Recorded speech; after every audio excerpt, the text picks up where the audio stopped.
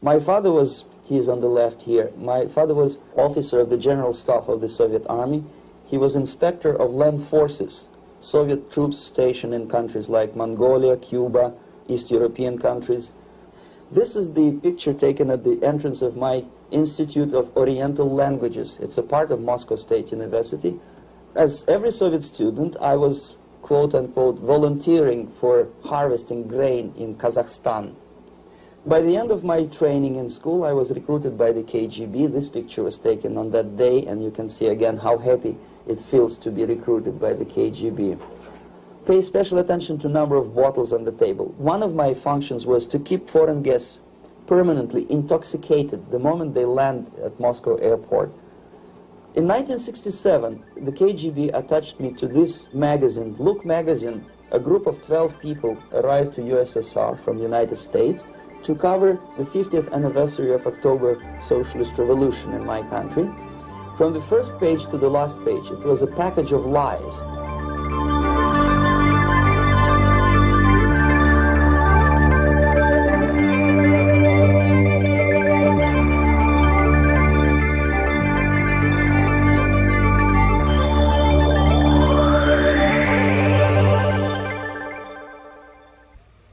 Our conversation is with Mr. Yuri Alexandrovich Bezmenov.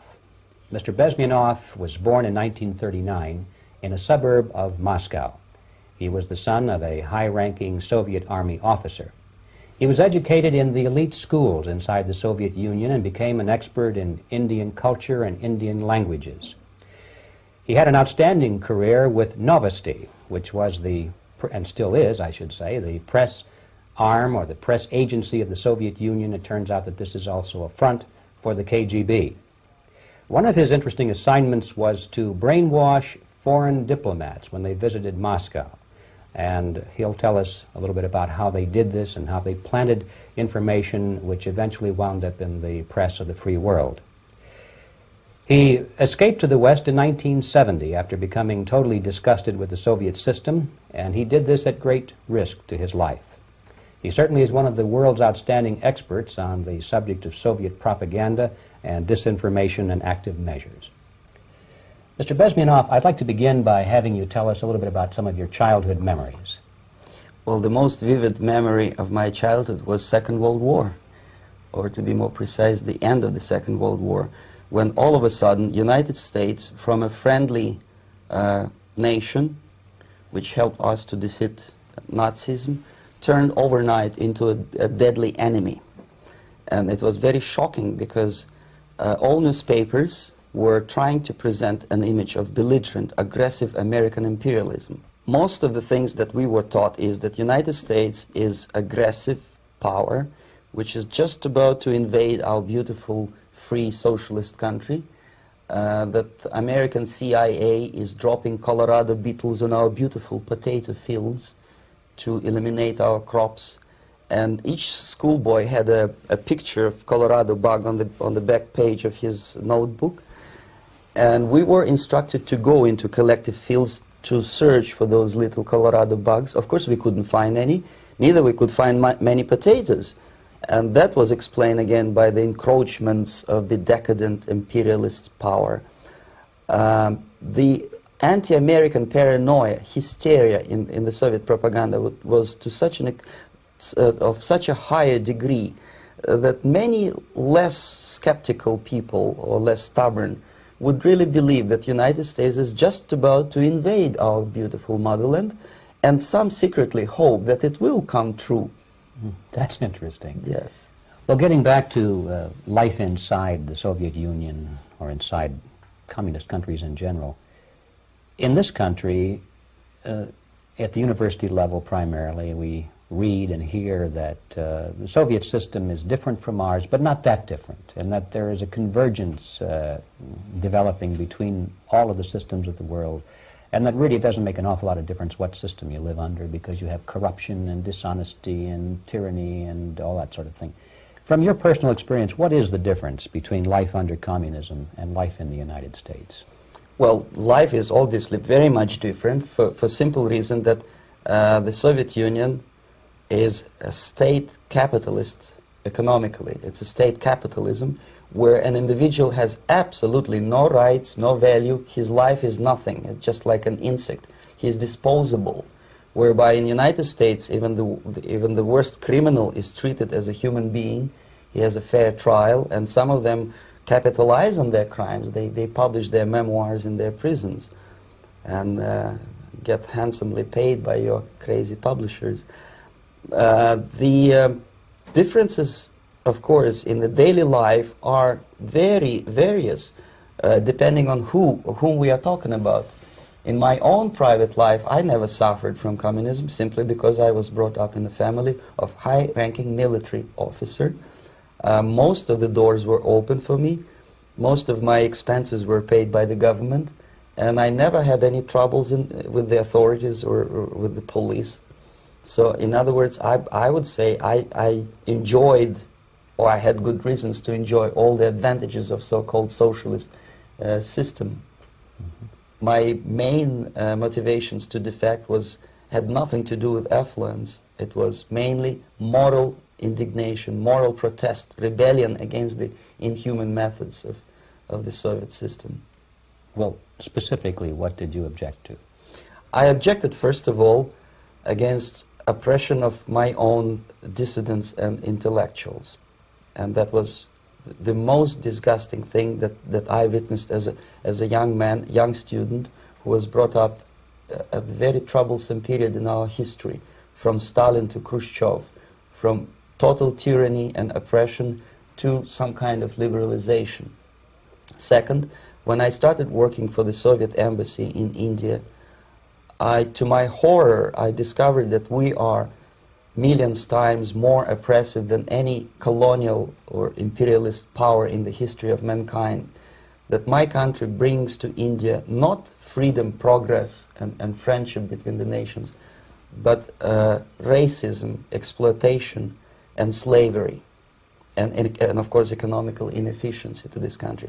Since I fell in love with India, I developed something which by KGB standards is extremely dangerous thing. It's called split loyalty, when an agent likes a country of assignment more than his own country. I literally fell in love with this beautiful country, a country of great contrasts, but also great humility, great tolerance, and philosophical and intellectual freedoms. My ancestors used to live in caves and eat raw meat when India was a highly civilized nation 6,000 years ago. So obviously the choice was not to the advantage of my own nation. I decided to defect and to entirely dissociate myself from that brutal regime. Mr. Bezmenov, we've read a lot about the concentration camps and the slave labor camps under the Stalin regime. Now the general impression in America is that those things are part of the past. Are they still going on today, or what is the status? Yes. There's no qualitative change in the Soviet concentration camp system. There are changes in numbers of prisoners. Again, this is unreliable Soviet statistics. We don't know how many political prisoners are there in the Soviet concentration camps. But we sure know from various sources that at each particular time there are close to 25 to 30 million of Soviet citizens who are virtually kept as slaves in forced labor camp system. The size of the population of a country like Canada is serving terms as prisoners. Incredible. So I would say that those intellectuals who try to convince American public that concentration camp system is a thing of a past are either conscientiously misleading public opinion, or they are not very intellectual people. They're selectively blind. They lack intellectual honesty when they say that. Well, we've spoken about the intellectuals in this country and also the intellectuals in the Soviet Union. What about down at the broad mass level? Do the people in general, the working people, the workers in general in the Soviet Union, do they support the system? Do they tolerate it? What is their attitude? Well, average Soviet citizen, if there is such an animal, of course, does not like the system because it hurts, it kills.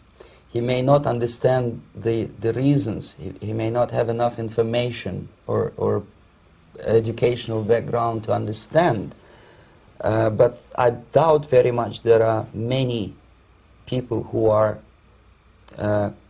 conscientiously supporting the Soviet system. There are not such people in USSR. Even those who have all the reasons to enjoy socialism, people like myself, who were a member of journalistic elite, they also hate system for different reasons, though. Not because they lack material affluence, but because they are unfree to think, they are in constant fear, duplicity, split personality. And this is the greatest tragedy for my nation. Well, what do you think are the chances of the people actually overcoming their system or replacing it? There is a great possibility that system will sooner or later be destroyed from within. There is a self-destructive mechanism built into any socialist or communist or fascist system, because there is lack of feedback, because the system does not rely upon loyalty of population. But until this Soviet junta is being supported by the Western so-called imperialists, that is, multinational companies, establishments, governments, and let's face it, intellectuals, so-called academia in the United States is famous for supporting the Soviet system. As long as the Soviet junta will keep on receiving credits, money, technology, grain deals, and political recognition from all these traitors of democracy or freedom, there is no hope, there is not much hope for changes in my country, and the system will not collapse by itself simply because it's being nourished by so-called American imperialism. This is the greatest paradox in history of mankind, when capitalist world supports and actively nourishes its own destroyer, destructor. I think you're trying to tell us something. Oh, in yes. This country. Mm-hmm. I'm trying to tell you that it has to be stopped unless you want to end up in Gulag system and enjoy all the advantages of socialist equality. Working for free, catching fleas on your body, sleeping on the planks of plywood in Alaska this time, I guess. That's where Americans will belong, unless they will wake up, of course, and force their government to stop aiding Soviet fascism. Well, you told us a moment ago why you left the system. I'd like to hear the details of how you did it. It must have been a very dangerous thing. It was not so dangerous, it was crazy. First of all, because defecting in India is virtually impossible, thanks to very strong pressure from the Soviet government. Excuse me, you were in India on assignment at that time. Yes, I was working for the Soviet embassy in New Delhi as a press officer. Mm-hmm. And defecting for a Soviet diplomat is next to impossible. It's a suicide, as I said, because a great friend Indira Gandhi pushed a law through parliament which says, and I quote, "No defector from any country has a right of political asylum in any embassy on the territory of Indian Republic," which is a masterpiece of hypocrisy. No other defector but the Soviet one needs a political asylum. So, knowing that perfectly well, I planned a craziest possible way to defect. I studied counterculture in India. There were thousands of young American boys and girls with no shoes, long hair, smoking hash and marijuana, studying sometimes Indian philosophy, sometimes simply pretending that they studied. And they greatly annoyed Indian police, and they were laughing stock of Indians because obviously they were good-for-nothing students. I studied carefully where they congregate, what routes they travel, what language they speak, what do they smoke. And one day I simply joined a group of hippies to avoid detection of Indian police. I was dressed as a typical hippie with blue jeans, long kameez shirts, with all kind of nice decorations like beads, long hairs. I bought a wig because for several weeks I had to turn myself from a conservative Soviet diplomat into a very progressive American hippie.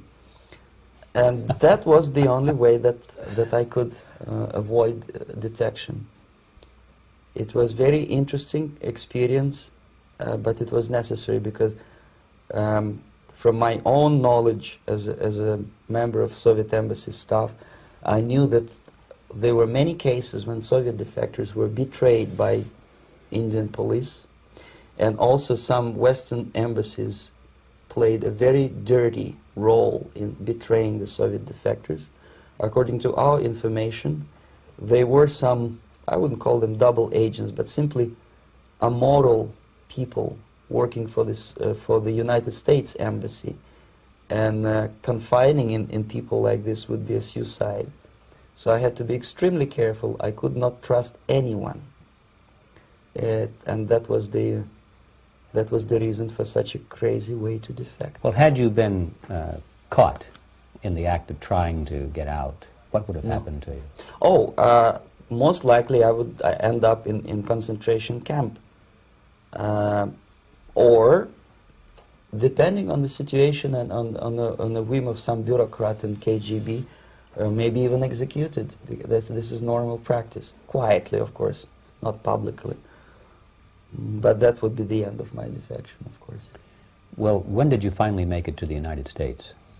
In 1970, after about 6 months of debriefing in Athens by the CIA, and I presume FBI too, they let me go first to Germany, then to Canada.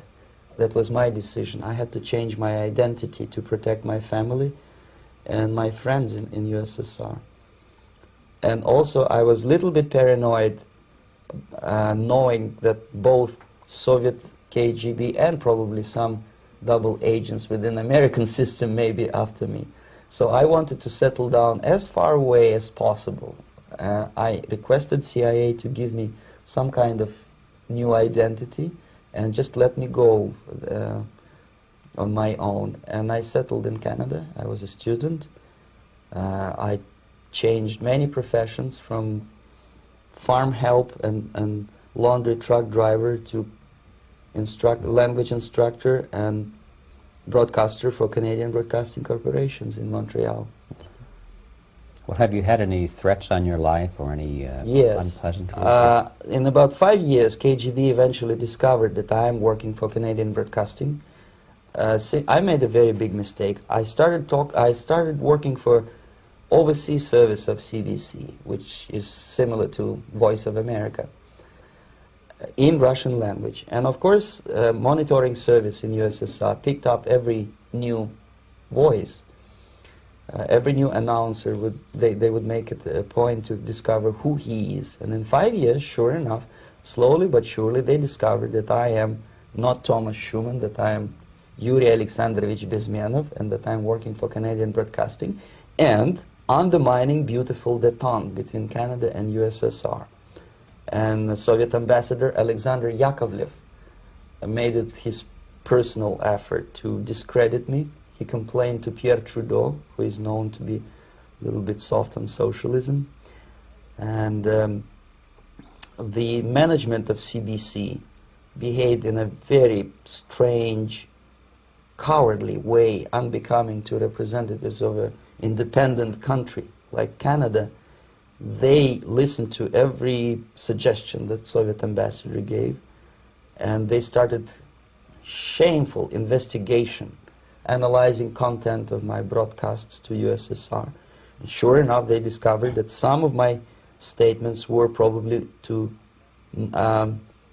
would be offending to the Soviet Politburo. So I had to leave my job. And of course, subtle intimidations. They would say something like, please cross the street carefully because, you know, traffic is very heavy in Quebec.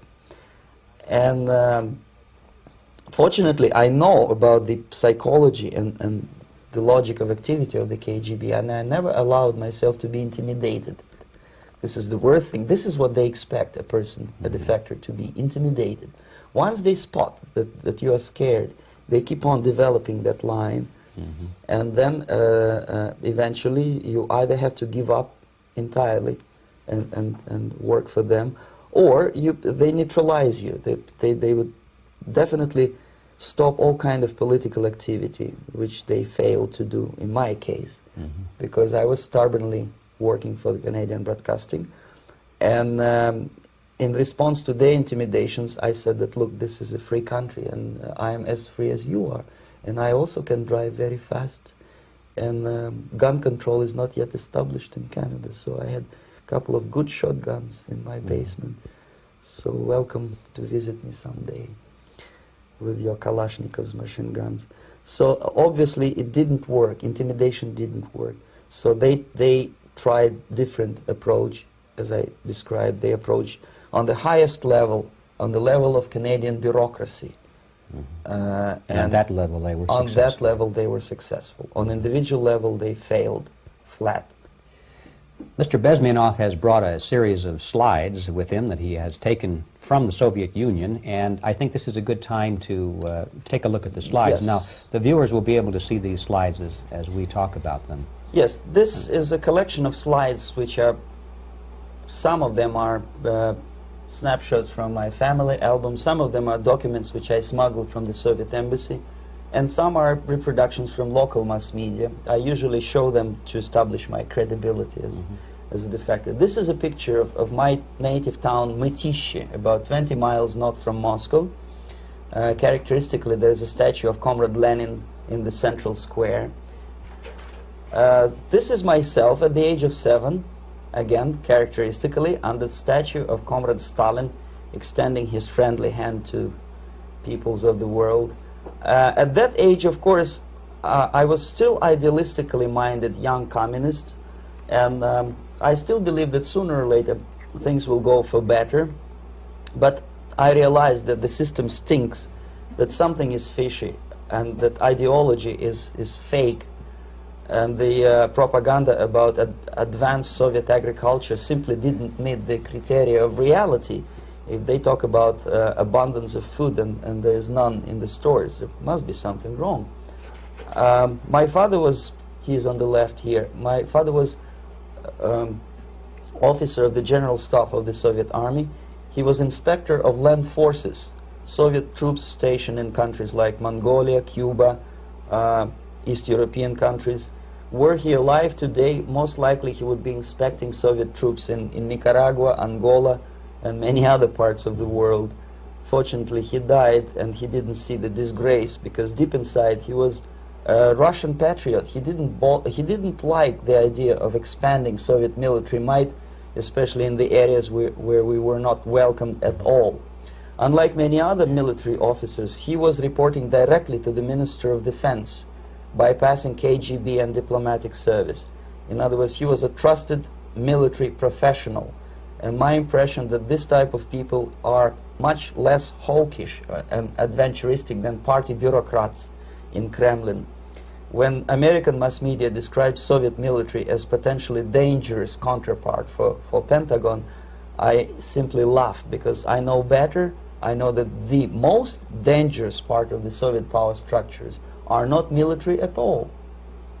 Most likely, if they come to power in my country, they'll be more sensible negotiators for nuclear disarmament and withdrawal of the Soviet troops from many parts of the world. But if someone from the party structure or the KGB structure were to give the orders for a military intervention, they have to obey, they would follow, because they are professional military. But they, you see, the triangle of power and hate in USSR is the party at the top, the party elite, the oligarchy of the party, then the military and the KGB at the bottom. They hate each other, and the most hated triangle, the most hated corner of the triangle is the Communist Party bureaucrats. They are the most adventuristic, senile megalomaniacs. They can start war, I wouldn't be surprised.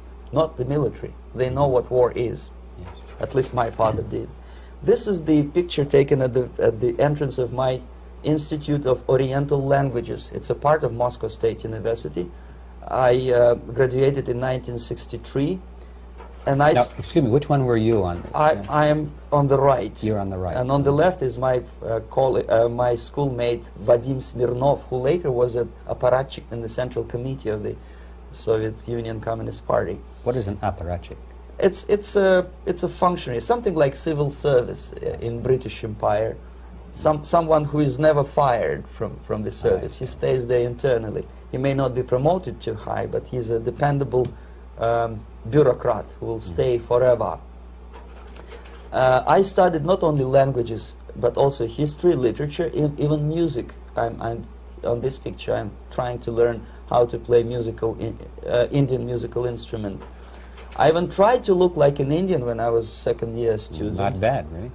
Yes, actually it was strongly encouraged by the instructors in my school, because the graduates of my school were later on employed as diplomats, foreign journalists, or spies. As every Soviet student, I was quote-unquote volunteering for harvesting grain in Kazakhstan. This is the biggest agricultural blunder of the Soviet government. But I didn't have much choice, of course, because the communist motto borrowed from the Bible says, "Those who do not work shall not eat." And you can see me eating, therefore I was working, and you can see how happy I was about it. I went through a very extensive physical and military training, including the military games in areas, suburban areas of Moscow. And here, for example, we are on a tour in Arkhangelsk area. And by the end of my training in school, I was recruited by the KGB. This picture was taken on that day, and you can see again how happy it feels to be recruited by the KGB. Our conversation with Yuri Alexandrovich Bezmenov, who is a defector from the Soviet Union, a former propaganda agent for Novosti and the KGB, will continue after this message.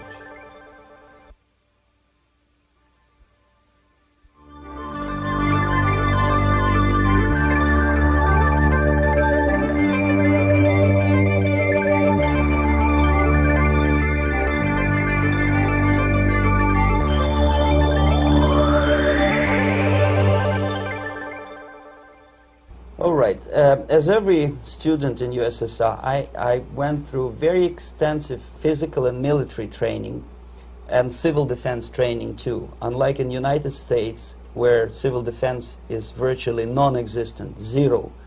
In USSR, every student, whatever his major subject, has to go through very extensive 4-year military and civil defense training. You can see me here with a group of students during one of the war games near Moscow. The main idea, of course, is to prepare a huge reserve army of the USSR. Each student has to graduate as a junior lieutenant. In my case, it was administrative and military intelligence service. My first assignment was to India as a translator with the Soviet Economical Aid Group, building refinery complexes in Bihar state and Gujarat state. At that time, I was still naively, idealistically believing that what I was doing contributes to the understanding and cooperation between the nations. It took me quite a number of years to realize that what we were bringing to India was a new type of colonialism, 1,000 times more oppressive and exploitative than any colonialism or imperialism in history of mankind. But at that time, I was still hoping that, well, maybe it's not that bad, could be worse, and things may go for better. And I even tried to implement the beautiful Marxist motto, "Proletarians of all the countries unite." I tried to unite with a nice Indian girl, and I was fascinated by Indian culture, by the family life in this country. But obviously, Communist Party had different plans for my genes, so I had to marry this beautiful Russian girl. In the span of my career, I married 3 times. Most of these marriages were marriages of convenience, on advice from the Department of Personnel. This is normal practice in USSR. When a Soviet citizen is assigned to a foreign job, he has to be married, either to keep family in USSR as hostages, or, if it's a convenience marriage like mine, so that the husband and wife are virtually informers on each other to prevent defection or contamination by decadent imperialist or capitalist ideas. In my case, I hated that girl so much that the moment I landed in Moscow, we were divorced, and I married later, second time. By the end of my first assignment in India, I was promoted to the position of public relation officer. You can see me here translating a speech by a Soviet boss. And you're on the right. I'm on the right here, yes. And it was, the occasion was commissioning of the refinery complex in Bihar, Barauni. Back in Moscow, I was immediately recruited by Novosti Press Agency, which is a propaganda and ideological subversion front for the KGB. 75% of the members of the Novosti are commissioned officers of the KGB. The other 25 are, like myself, co-opted agents who are assigned to specific operations. In this particular case, you can see me talking to students of Lumumba Friendship University in Moscow. This is a huge school under the direct control of the KGB and Central Committee, where future leaders of the so-called national liberation movements are being educated and selected carefully. And some of them have absolutely, this, for example, is a group of students from Lumumba. They don't look like students at all. They look more like military, and that's exactly what they were. They were dispatched back to their countries to be leaders of the so-called national liberation movements, or to be translated into normal human language, leaders of international terrorist groups. Another area of activity when I was working for the Novosti was to accompany groups of so-called progressive intellectuals, writers, journalists, publishers, teachers, professors of colleges. You can see me here in Kremlin. I'm second on the left, with a group of Pakistani and Indian intellectuals. Most of them pretended they don't understand that we are actually working on behalf of the Soviet government and the KGB. They pretended that they are actually being guests, VIP intellectuals, that they are treated according to their merits and their intellectual abilities. For us, they were just a bunch of political prostitutes to be taken advantage for various propaganda operations. Therefore, you can see perfectly well the senior colleague of mine on the left doesn't really have that much respect on his face, and myself with a very skeptical smile, typical KGB sarcastic smile, anticipating another victim of ideological brainwashing. This is how a typical conference in Novosti headquarters in Moscow looked like. Sitting in the middle is Boris Burkov, the then director of Novosti Press Agency, high-ranking party bureaucrat in the Department of Propaganda. I am standing next to a famous Indian poet, Sumitranandan Pant. He was famous because he was an author. He was the author of a famous poem titled Rhapsody to Lenin. That's why he was invited to USSR, and everything was paid by the Soviet government. Pay special attention to number of bottles on the table. This is one of the ways to kill the awareness or curiosity of foreign journalists. One of my functions was to keep foreign guests permanently intoxicated the moment they land at Moscow airport. I had to take them to the VIP lounge and toast to friendship and understanding between the nations of the world. Glass of vodka, then a second glass of vodka. And in no time, my guests would be feeling very happy. They would see everything in kind of pink, nice color. And that's the way I had to keep them permanently for the next 15 or 20 days. At a certain point in time, I had to withdraw alcohol from them so that some of them who are the most recruitable would feel a little bit shaky, guilty, trying to remember what they were talking last night. That's the time to approach them with all kind of nonsense, such as joint communique or statement for Soviet propaganda. That's the time they are the most flexible. And of course, what they didn't understand, they didn't realize or pretended not to realize, that myself, who was drinking together with them, was not drinking at all. I had ways to get rid of alcohol through various techniques, including special pills which were given to me by my colleagues. But they were taking it seriously. In other words, they would consume quite large volumes of alcohol and feel quite uneasy next morning. In 1967, the KGB attached me to this magazine, Look magazine. A group of 12 people arrived to USSR from United States to cover the 50th anniversary of October Socialist Revolution in my country. From the first page to the last page, it was a package of lies, propaganda cliché, which were presented to American readers as opinions and deductions of American journalists. Nothing could be far from truth. These were not opinions. They were not opinions at all. They were the clichés which the Soviet propaganda wants American public to think that they think. If it does make any sense at all. It sure does, because from the viewpoint of the Soviet propaganda, although there are some subtle criticism of the Soviet system, the basic message is that Russia today is a nice, functioning, efficient system supported by majority of population. That's the biggest lie. And of course, American intellectuals and journalists from Look magazine elaborated on that untruth in various different ways. They intellectualized that lie.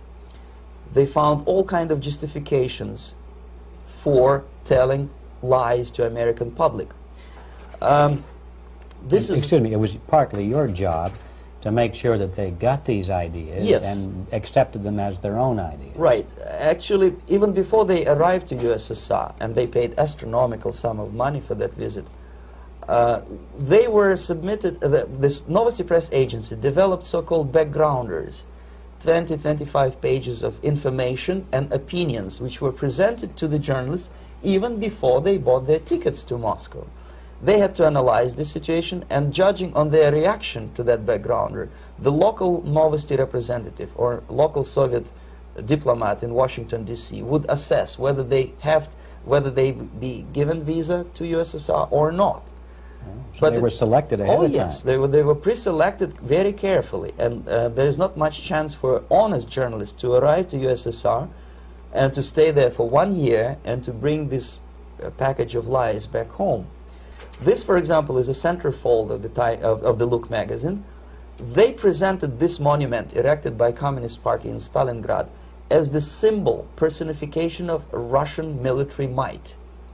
And they said in the article, which is published on the site, that Soviets are very proud of the victory in the Second World War. This is another big myth, a lie. No sensible people would be proud to lose 20 millions of their countrymen in a war which was started by Genoese Hitler and Comrade Stalin and paid by American multinationals. Most of the Soviet citizens look at this type of monuments with disgust and sorrow, because every family lost father, brother, sister, or child in the Second World War. Yet American journalists who were trying to appease, to please their hosts, presented this picture on the centerfold as the symbol and personification of Soviet national, they call it Russian national spirit. And it was greatest misconception and a very tragic misunderstanding. Of course, Look magazine was not distributed in USSR. The main audience was in the United States. But I presume that many Americans, millions of Americans who were reading Look magazine at that time, had absolutely wrong idea about the sentiments of my nation, about what the Soviets are proud of and what they hate. This is a group, you see the same lady with the sword in Stalingrad. This is the group of journalists. Myself is in the center with the same devilish smile. And Mr. Philip Harrington is on the extreme left there with his camera. This is the gentleman which was so deaf or so uninterested in what I had to say to him. This is the same picture, a blow-up of the same picture.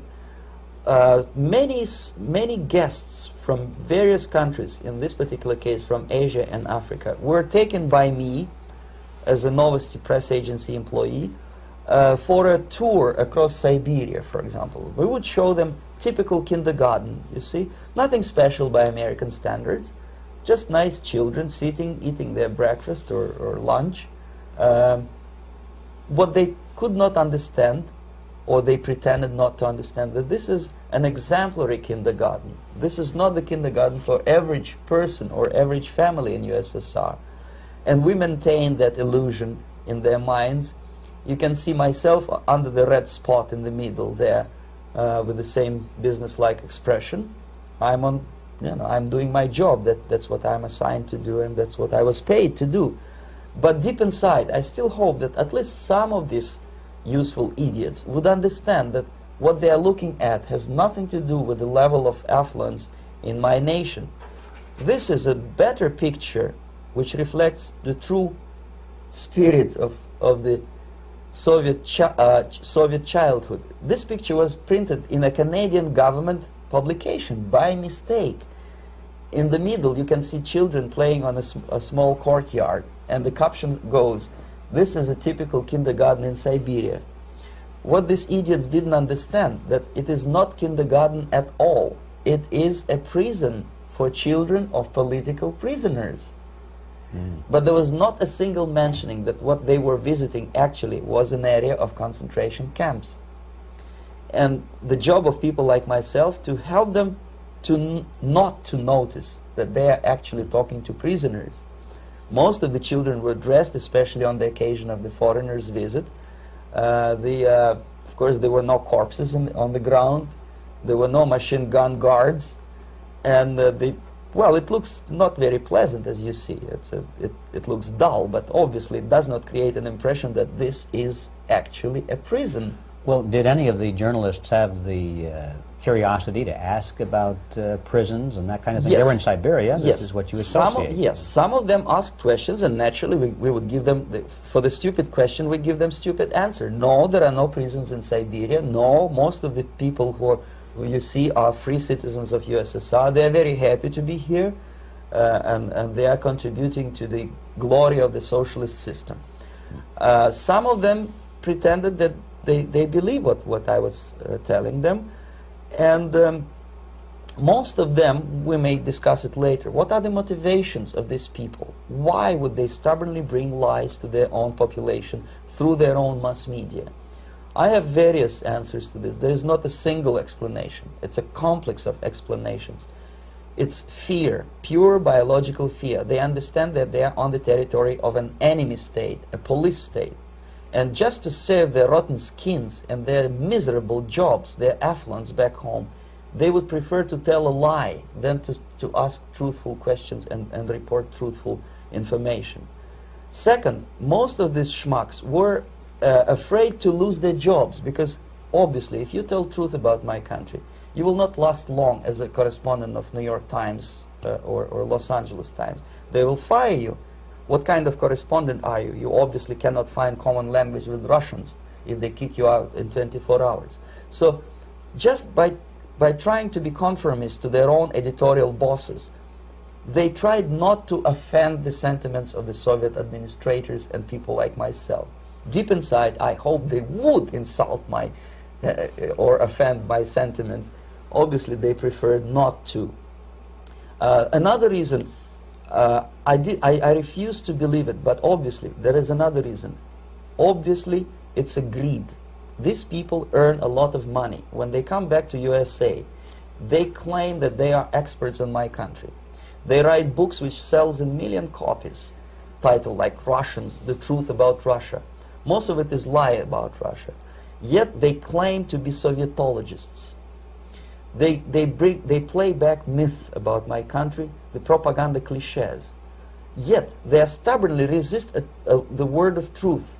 If a person like Solzhenitsyn is either defecting or kicked out of USSR, they try all their best to discredit him and to discourage him. I don't have much chance to appear on national network with a true story about my country. But a useful idiot like Hendrik Smith or Robert Kaiser, they are big heroes. They come back from USSR. They say, oh, we were talking to dissidents in Russia. Big deal.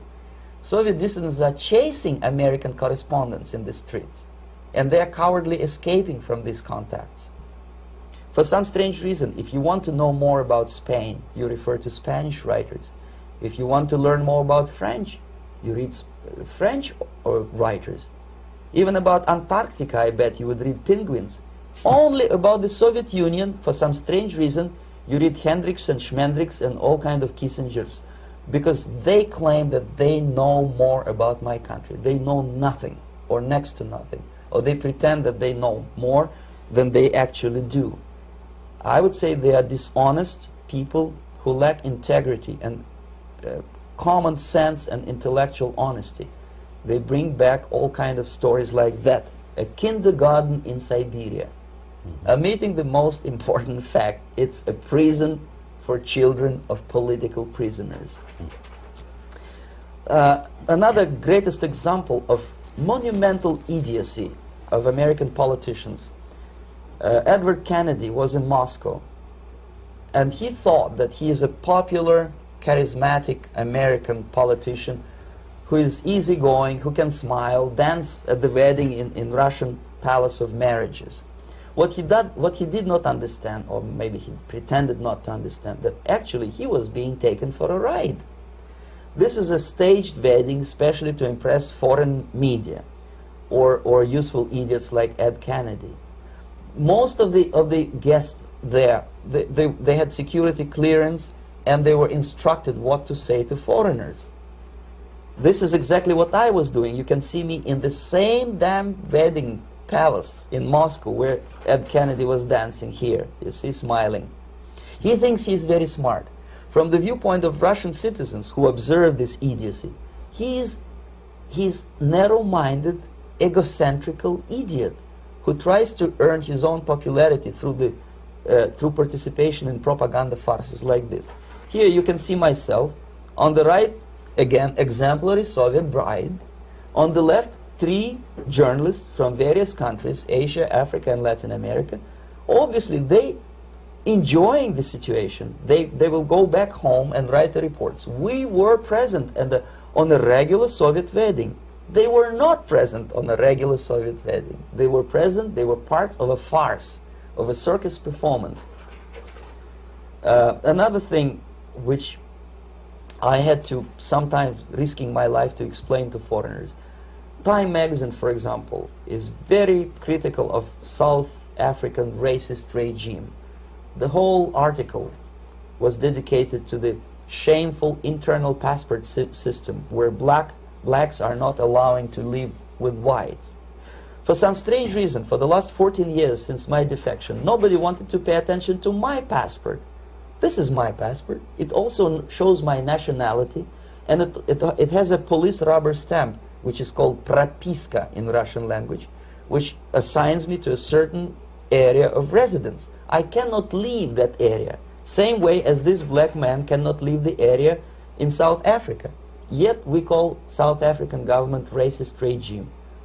Not a single Jane Schmonda or Fonda is brave enough, courageous enough to come to media and say, look, this is what happens in USSR. I send a copy of my passport to many American liberals and civil rights defenders and all the other useful idiots. They never bothered to answer me back. This shows what kind of integrity, what kind of honesty these people are. They're a bunch of hypocrites because they don't want to recognize a good example of racism in my country. This is the first stage of befriending a professor. You can see myself on the left with the same James Bond smile. On the right is my KGB supervisor, Comrade Leonid Mitrokhin, and in the middle a professor of political science in Delhi University. The next stage would be to invite him to a gathering of Indo-Soviet Friendship Society. There he is sitting next to his wife before he is being sent to USSR for free trip. Everything is paid by the Soviet government. He was made to believe that he is invited to USSR because he is a talented, sober-thinking intellectual. Absolutely false. He is invited because he is a useful idiot, because he would agree and subscribe to most of the Soviet propaganda cliché. And when he is coming back to his own country, he is going for years and years to teach the beauties of Soviet socialism to newer and newer generations of his students, thus promoting the Soviet propaganda line. the KGB was even curious about this gentleman. It may look innocent. Maharishi Mahesh Yogi, a great spiritual leader, or maybe a great charlatan and crook, depending on from which side you are looking at him. Beatles were trained at his ashram in Hardwar in India how to meditate. Mia Farrow and other useful idiots from Hollywood visited his school, and they returned back to United States absolutely zonked out of their minds with marijuana, hashish, and crazy ideas of meditation.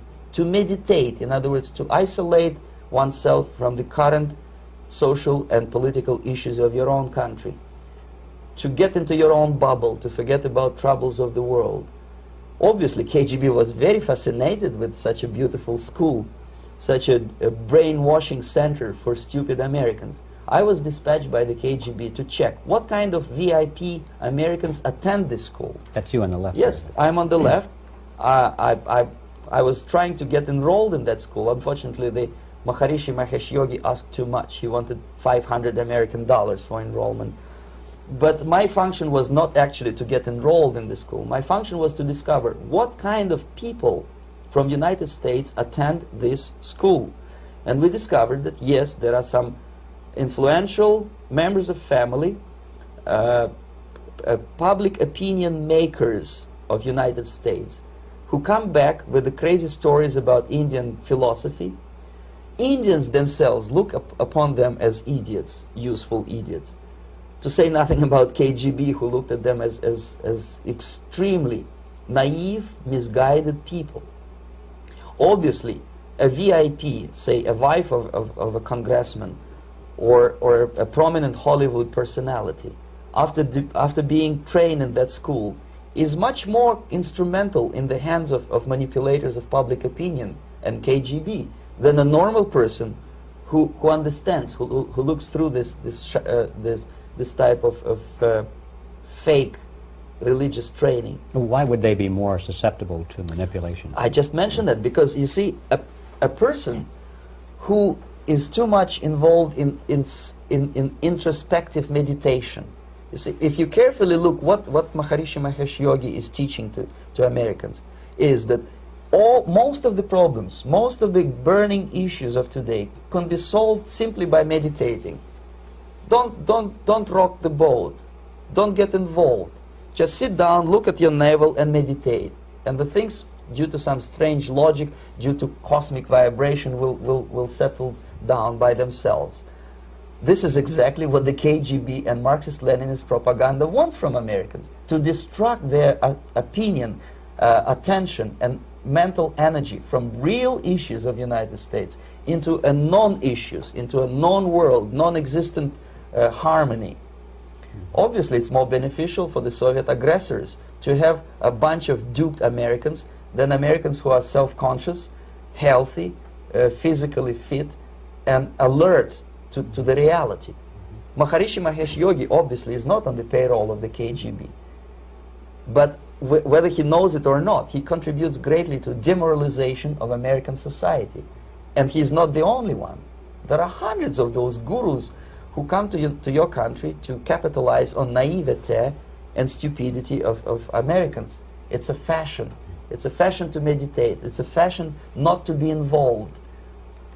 So obviously, you can see that if KGB were that curious, if they paid my trip to Hardwar, if they assigned me to that strange job, obviously they were very much fascinated. They were convinced that that type of brainwashing is very efficient and instrumental in demoralization of the United States. Our conversation with Yuri Alexandrovich Bezmenov, who is a defector from the Soviet Union, a former propaganda agent for Novosti and the KGB, will continue after this message.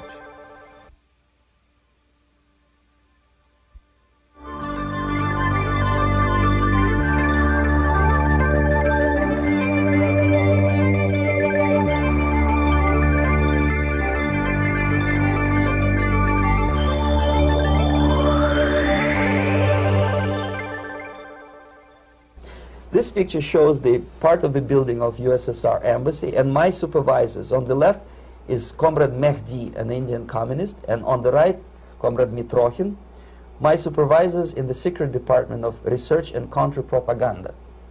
It has nothing to do with either research or counter-propaganda. Most of the activity of that department was to compile huge volume of information on individuals who were instrumental in creating public opinion. Publishers, editors, journalists, actors, educationalists, professors of political science, members of parliament, representatives of business circles. Most of these people were divided roughly in two groups. Those who would toe the Soviet foreign policy, they would be promoted to the positions of power through media and public opinion manipulation. Those who refused the Soviet influence in their own country would be character assassinated or executed physically come revolution. Same way as in the small town of Hue in South Vietnam, several thousands of Vietnamese were executed in one night when the city was captured by Viet Cong for only 2 days.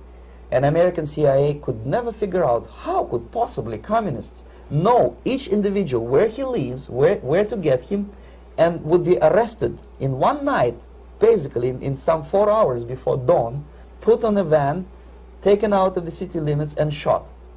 The answer is very simple. Long before communists occupied the city, there was extensive network of informers, local Vietnamese citizens, who knew absolutely everything about people who are instrumental in public opinion, including barbers and taxi drivers. Everyone who was sympathetic to the United States was executed. Same thing was done under the guidance of the Soviet embassy in Hanoi, and same thing I was doing in New Delhi. To my horror, I discovered that in the files where people were doomed to execution, there were names of pro-Soviet journalists with whom I was personally friendly. Pro-Soviet? Yes. They were idealistically minded leftists who made several visits to USSR, and yet the KGB decided that come revolution or drastic changes in political structure of India, they will have to go. Why is that? Because they know too much. Simply because, you see, the useful idiots, the leftists who are idealistically believing in the beauty of Soviet socialist or communist or whatever system, when they get disillusioned, they become the worst enemies. That's why my KGB instructors specifically made a point, never bother with leftists. Forget about these political prostitutes. Aim higher. This was my instruction. Try to get into large circulation, established conservative media. Rich, filthy rich movie makers, intellectuals, so-called academic circles. Cynical, egocentric people who can look into your eyes with angelic expression and tell you a lie. These are the most recruitable people, people who lack moral principles, who are either too greedy or too suffer from self-importance. They feel that they matter a lot. These are the people who KGB wanted very much to recruit. But to eliminate the others, to execute the others, don't they serve some purpose? Wouldn't they be the ones they rely on? They serve purpose only at the stage of destabilization of a nation. For example, your leftists in United States, all these professors and all these beautiful civil rights defenders, they are instrumental in the process of the subversion only to destabilize the nation. When their job is completed, they are not needed anymore. They know too much. Some of them, when they get disillusioned, when they see that Marxist-Leninists come to power, obviously they get offended. They think that they will come to power. That will never happen, of course. They will be lined up against the wall and shot. But they may turn into the most bitter enemies of Marxist-Leninists when they come to power. And that's what happened in Nicaragua. You remember most of these former Marxist-Leninists were either put to prison or one of them split, and now he's working against Sandinistas. It happened in Grenada when Maurice Bishop was already a Marxist. He was executed by a new Marxist who was more Marxist than this Marxist. Same happened in Afghanistan when first there was Taraki, he was killed by Amin, then Amin was killed by Babrak Karmal with the help of KGB. Same happened in Bangladesh when Mujibur Rahman, very pro-Soviet leftist, was assassinated by his own Marxist-Leninist military comrades. It's the same pattern everywhere. The moment they serve their purpose, all the useful idiots are either be executed entirely, all the idealistically minded Marxists, or exiled or put in prisons, like in Cuba. Many former Marxists are in Cuba, in prison. So most of the Indians who were cooperating with the Soviets, especially with our Department of Information of the USSR Embassy, were listed for execution. And when I discovered that fact, of course I was sick. I was mentally and physically sick. I thought that I'm going to explode one day during the briefing at the ambassador's office. I would stand up and say something that we are basically a bunch of murderers. That's what we are. It has nothing to do with friendship and understanding between the nation and blah, blah, blah. We are murderers. We behave as a bunch of thugs in a country which is hospitable to us, a country which with ancient traditions. But I did not defect. I tried to get the message across. To my horror, nobody wanted even to listen, least of all to believe what I had to say. And I tried all kinds of tricks. I would leak information through letters or lost documents or something like that. And still I got no message. The message was not published, even in the conservative mass media of India.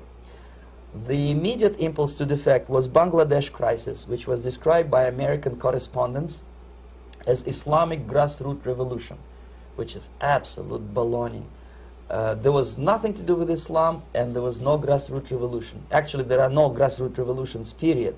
Any revolution is a byproduct of a highly organized group of conscientious and professional organizers, but has nothing to do with grassroots. In Bangladesh, it was nothing with grassroots. Most of the Awami League party members, Awami League means People's Party, were trained in Moscow in the High Party School. Most of the Mukti Fauj leaders, Mukti Fauj in Bengali means People's Army, same as SWAPO and all kind of liberation armies all over the world, the same bunch of useful idiots. They were trained at Lumumba University and various centers of the KGB in Simferopol, in Crimea, and in Tashkent.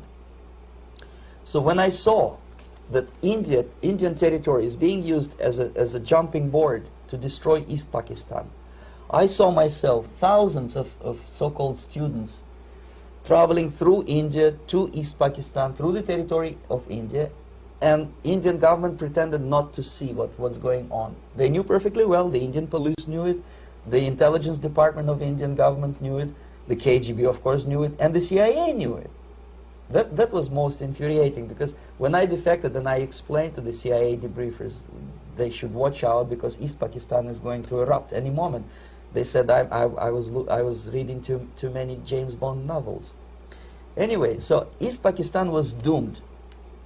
One of my colleagues in the Soviet consulate in Calcutta, when he was dead drunk, he ventured into the basement to relieve himself, and he found big boxes which said printed matter to Dhaka University. Dhaka is the capital of East Pakistan. And since he was drunk and curious, he opened one of the boxes and he discovered not printed matter. He discovered Kalashnikov guns and ammunition in there. Anyway, it's a long story. When I saw the preparations for the invasion into East Pakistan, obviously I wanted to defect immediately. The only thing I couldn't at that time make up my mind when and where and how. One of the reasons, of course, you see, I was in love with India. I mentioned it before. I spoke the languages. I socialized with people. And I understood that I had to act fast unless I want this beautiful country to be permanently and irreparably damaged by our presence. One of the reasons not to defect was, as you can see, I was living in relative affluence. Who the hell in a normal mind would defect and do what? To be abused by your media, to be called McCarthyist and fascist and paranoid, or to drive a taxi in New York City? What for? What the hell for should I defect? To be abused by Americans, to be insulted in exchange for my effort to bring the truthful information about impending danger of subversion. As you can see, I was living in quite a comfortable conditions next to swimming pool, where Indians were not allowed, by the way. I was highly paid expert in propaganda. I had my family. I was respected by my nation. My career was cloudless. The third reason, how to defect with the family. To defect with the baby and the wife would be virtual suicide, because according to law, that hypocritical law which I quoted before, the Indian police will have to hand me over back to the KGB, and that will be the end of my defection and probably my life. Again, I cannot smuggle my wife because she was not quite sure what I was doing. She was not that idealistically involved, and she was definitely not in the total picture of what I was doing for the KGB. She would be shocked if I you know, put her in my van and drive her to the American embassy or elsewhere. That would be a greatest danger. So again, I had to defect in such a way that my defection would look as simple disappearance. And there were many cases like that when the Soviet agents simply disappeared, either killed in action or, thanks to their curiosity and their close contacts with radicals, some of them were killed by the Marxists, by the way. It happened in many African countries when the Soviet KGB were killed by Africans themselves. Not because they hated Marxism-Leninism, but because they were simply trigger-happy bunch of unruly characters. If you give them a machine gun, they will shoot. And some of the Soviets obviously were not careful enough to protect themselves, and they got into embarrassing situations when they were shot at the crossfire between factions of so-called liberation movements. Anyway, so I decided, as I said, to study the counterculture. I decided this probably would be the best way to disappear. I socialized with characters like this. On the left, you see, he's a barefoot American hippie. It took me quite a long time to study exactly what they were doing and how to mix with them. But eventually I did it. Most of Indian newspapers carried my picture and promise of 2,000 rupees for information about my whereabouts. But they were looking for the wrong person, because they obviously tried to stop a young Soviet diplomat in white shirt and tie, and this is how I looked at the time of defection. Nobody could possibly think that a Soviet diplomat would be as crazy as to join a bunch of hippies. That's you. Yes, travel India and smoke hash. So I made it literally almost like a Hollywood-style detective story. From under the nose of the KGB in Bombay airport, I landed the plane and I flew to Greece, where I was debriefed by the CIA. That's basically that's all for my slides. We can turn off the projector, and that's very interesting. Well, you spoke several times before about ideological subversion. That is a phrase that I'm afraid some Americans don't fully understand. When the Soviets use the phrase ideological subversion, what do they mean by it?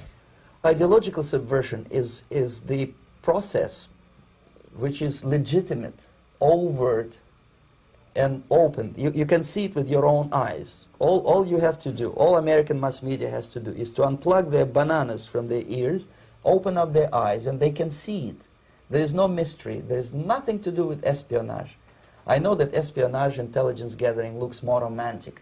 It sells more deodorants through the advertising, probably. That's why your Hollywood producers are so crazy about James Bond type of thrillers. But in reality, the main emphasis of the KGB is not in the area of intelligence at all. According to my opinion and opinion of many defectors of my caliber, only about 15% of time, money, and manpower is spent on espionage as such. The other 85% is a slow process which we call either ideological subversion or active measures, активные мероприятия in the language of the KGB, or psychological warfare. What it basically means is to change the perception of reality of every American to such an extent that despite of the abundance of information, no one is able to come to sensible conclusions in the interests of defending themselves, their families, their community, and their country. It's a great brainwashing process which goes very slow, and it's divided in 4 basic stages. The first one being demoralization. It takes from 15 to 20 years to demoralize a nation. Why that many years?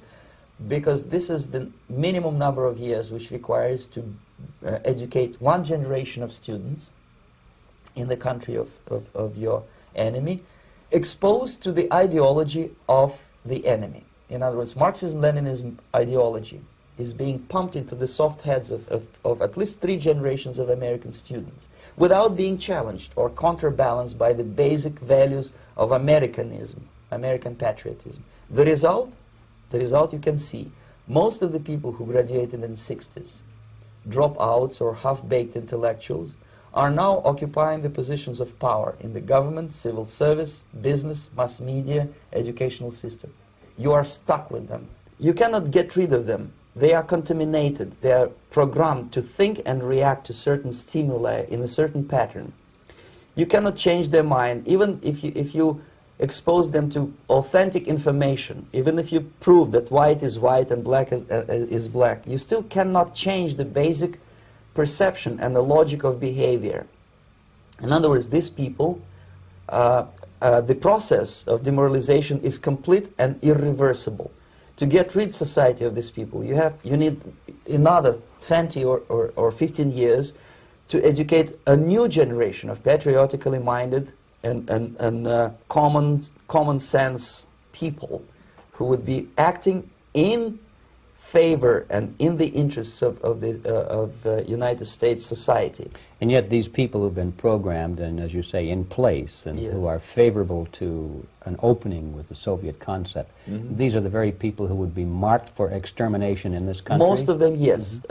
Simply because the psychological shock when they will see in future what the beautiful society of equality and social justice means in practice, obviously they will revolt. They will be very unhappy, frustrated people. And the Marxist-Leninist regime does not tolerate these people. Obviously they will join the links of dissenters, dissidents. Yes. Unlike in present United States, there will be no place for dissent in future Marxist-Leninist America. Here you can get popular like Daniel Ellsberg and filthy rich like Jane Fonda for being dissident, for criticizing your Pentagon. In future, these people will be simply squashed like cockroaches. Nobody is going to pay them nothing for their beautiful, noble ideas of equality. This they don't understand, and it will be a greatest shock for them, of course. The demoralization process in the United States is basically completed already. For the last 25 years, actually it's overfulfilled, because demoralization now reaches such areas where previously not even Comrade Andropov and all his experts would even dream of such a tremendous success. Most of it is done by Americans to Americans, thanks to lack of moral standards. As I mentioned before, exposure to true information does not matter anymore. A person who was demoralized is unable to assess true information. The facts tell nothing to him. Even if I shower him with information, with authentic proof, with documents, with pictures, even if I take him by force to the Soviet Union and show him concentration camp, he will refuse to believe it until he is going to receive a kick in his fat bottom. When a military boot crashes his balls, then he will understand, but not before that. That's the tragic of the situation of demoralization. So basically America is stuck with demoralization, and unless, even if you start right now, here, this minute, you start educating new generation of Americans, it will still take you 15 to 20 years to turn the tide of ideological perception of reality back to normalcy and patriotism. The next stage is destabilization. This time, subverter does not care about your ideas and the patterns of your consumption. Whether you eat junk food and get fat and flabby, doesn't matter anymore. This time, and it takes only from 2 to 5 years to destabilize a nation, what matters is essentials: economy, foreign relations, defense systems. And you can see it quite clearly that in some areas, in such sensitive areas as defense and economy, the influence of Marxist-Leninist ideas in the United States is absolutely fantastic. I could never believe it 14 years ago when I landed in this part of the world, that the process will go that fast. The next stage, of course, is crisis. It may take only up to 6 weeks to bring a country to the verge of crisis. You can see it in Central America now. And after crisis, with a violent change of power, structure, and economy, you have so-called the period of normalization. It may last indefinitely. Normalization is a cynical expression borrowed from Soviet propaganda. When the Soviet tanks moved into Czechoslovakia in '68, Comrade Brezhnev said, "Now the situation in brotherly Czechoslovakia is normalized." This is what will happen in the United States if you allow all these schmucks to bring the country to crisis, to promise people all kind of goodies and the paradise on earth, to destabilize your economy, to eliminate the principle of free market competition, and to put a big brother government in Washington, D.C., with benevolent dictators like Walter Mondale, who will promise lots of things, never mind whether the promises are fulfillable or not. He will go to Moscow to kiss the bottoms of new generation of Soviet assassins, never mind. He will create false illusions that the situation is under control. Situation is not under control. Situation is disgustingly out of control. Most of the American politicians, media, and educational system trains another generation of people who think they are living at a peacetime. False.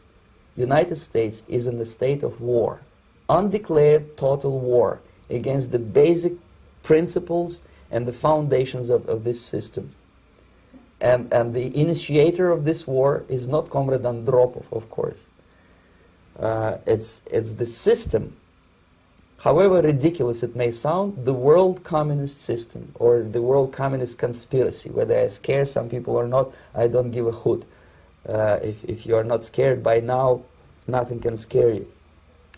But you don't have to be paranoid about it. What actually happens now, that unlike myself, you have literally several years to live on unless the United States wake up.